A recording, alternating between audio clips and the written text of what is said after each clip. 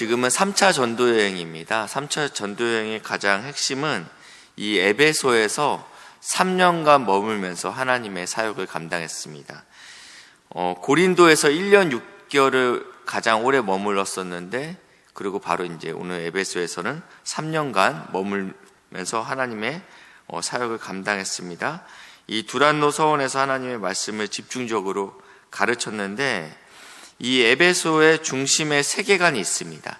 영적인 두 기둥이 있었는데, 첫 번째는 마법이었고, 두 번째는 내일 함께 다룰 그 아데미 신전에 관련된 이야기가 되겠습니다. 오늘은 이 마법, 특별히 에베소 지역에서 행해졌던 이 마법에 관련해서 이야기를 나누려 합니다.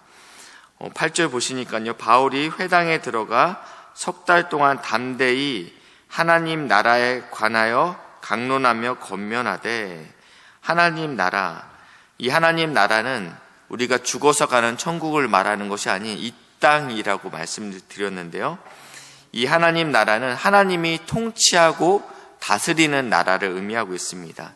그렇기 때문에 반드시 이 하나님 나라는 하나님의 백성, 그러니까 하나님의 말씀에 순종하는 백성들이 있겠죠. 그래서 하나님의 법이 드러나는 곳이 하나님의 나라입니다. 이곳에서 지금 하나님의 나라에 관련돼서 강론하고 있으니까 9절에 보니까 어떤 사람들은 마음이 굳어 순종하지 않고 무리 앞에서 이 도를 비방하거늘, 이들은 하나님 나라 백성이 아니기 때문에 불순종하는 것입니다. 왜냐하면 하나님의 말씀이 선포되고 하나님의 나라의 백성이라면 반드시 말씀에 순종하게끔 되어 있습니다. 근데 이들은 지금 마음이 굳어 순종하지 아니하였다라고 표현하고 있어요. 그러니까 바울이 그들을 떠나서 제자를 따로 세우고 두란노 서원에서 날마다 강론하니라.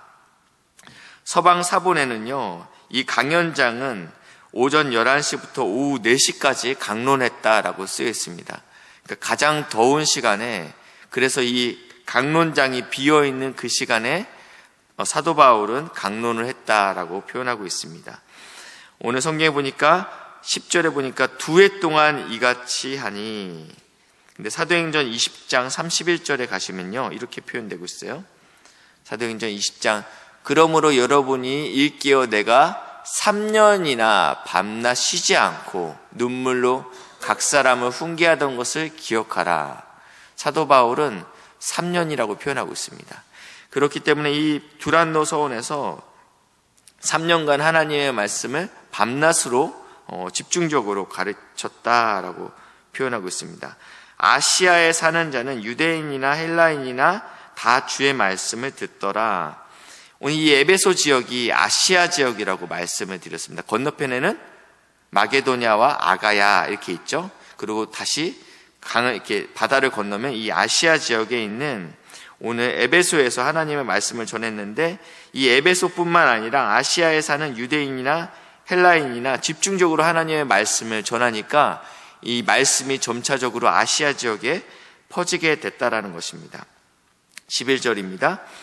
하나님이 바울의 손으로 놀라운 능력을 행하게 하시니, 놀라운 능력이 어떻게 나타나냐면, 바울의 몸에 있던 손수건이나 앞치마를 귀신 들린 사람이나 병든 사람에게 얹으면 병이 낫고 악기가 떠나는 역사가 일어난다라는 거예요. 그러니까 하나님의 통치의 역사들이 지금 일어나고 있다라고 표현하고 있습니다. 이것을 본 마술사들이 있습니다. 이 에베소 지역에 영적인 두 축이 있다고 말씀드렸는데, 첫 번째는 이 마술하는 사람들인데요, 이 사람들이 이것을 보고, 우리보다는 좀 더 고급 마술이다, 좀 더 뛰어난, 우리와는 차원이 다른 마술을 지금 하고 있구나, 흉내내지 못할 일들을 하고 있구나. 그래서 자세히 주의하여 살펴봤어요. 그러니까 이 바울에게 다른 점이 있었다라는 거예요. 주 예수의 이름으로 불러 말하되, 이 주술 방법이 다르구나. 그래서 이들도 시험 삼아 예수의 이름을 의지하여 너희에게 명하노라 라고 이야기하면서 14절에 유대의 한 제사장 스게와의 7 아들도 이 일을 행하였더라. 그러니까 영적으로 유대의 제사장이었지만 사실은 흉내만 낼 뿐이었습니다. 그래서 악귀에게 이야기하죠. 그러니까 악기가 대답이 참 멋있습니다. 내가 예수도 알고 바울도 알거니와 너희는 누구냐?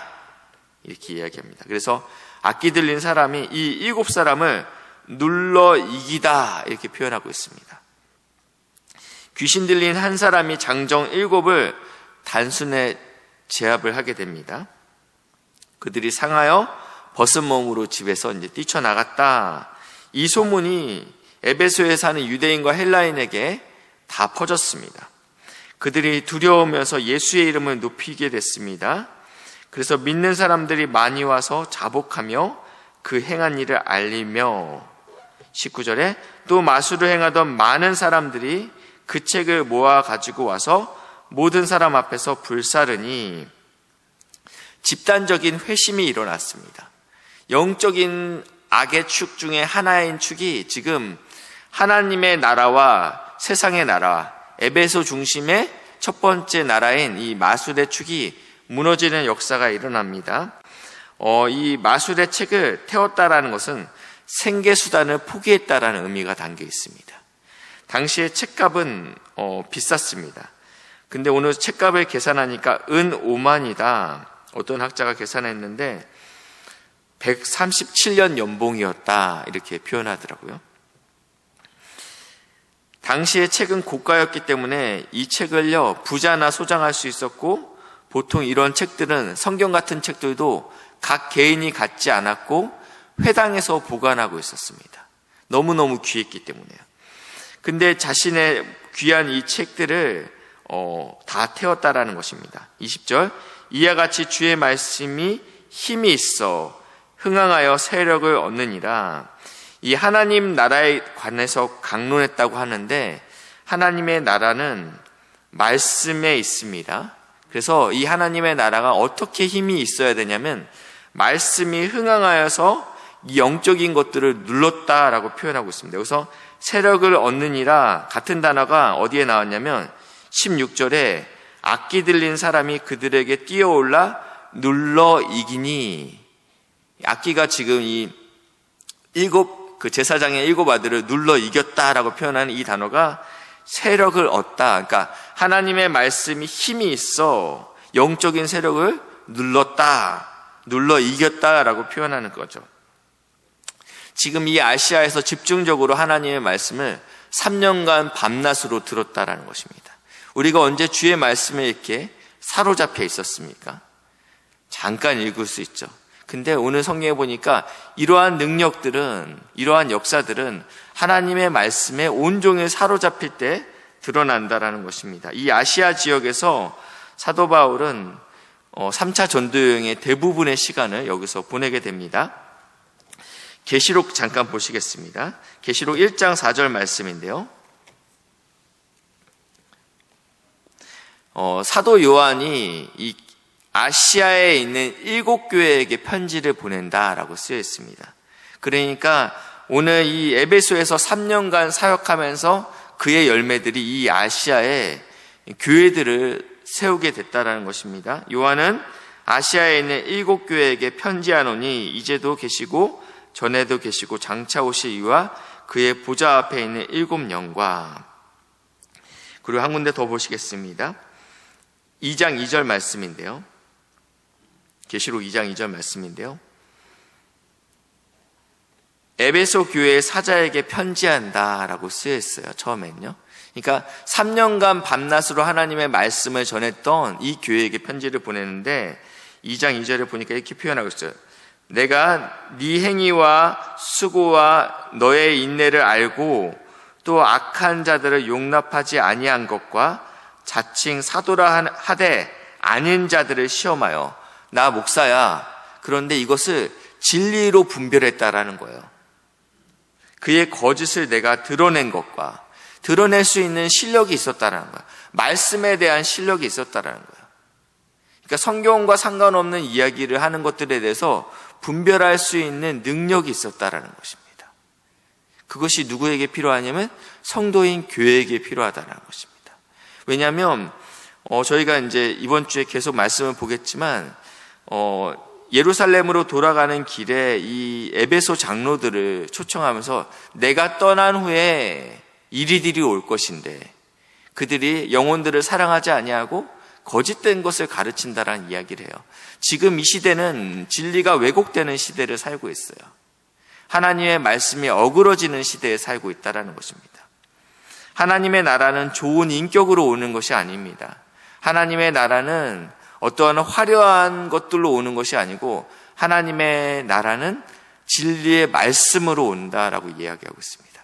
그래서 이 영적인 싸움은 결국은 진리 싸움이라고 이야기합니다. 사랑하는 귀한 믿음의 동역자 여러분, 주의 말씀에 붙잡히는 은혜가 있길 주님의 이름으로 축복합니다. 밤낮으로 주의 말씀에 사로잡힐 때 하나님께서 우리에게 이 교회 가운데 놀라운 은혜를 주실 줄 믿습니다. 기도하시겠습니다. 하나님 감사합니다. 하나님의 나라가, 하나님의 통치가 우리 안에 일어나기를 간절히 소망합니다. 영적인 악한 세력들이 무너지는 역사가 우리 복된 신성교회를 통해서 일어날 수 있도록 인도하시고 역사해 주시옵소서. 감사드리며 예수님의 이름으로 기도했습니다. 아멘.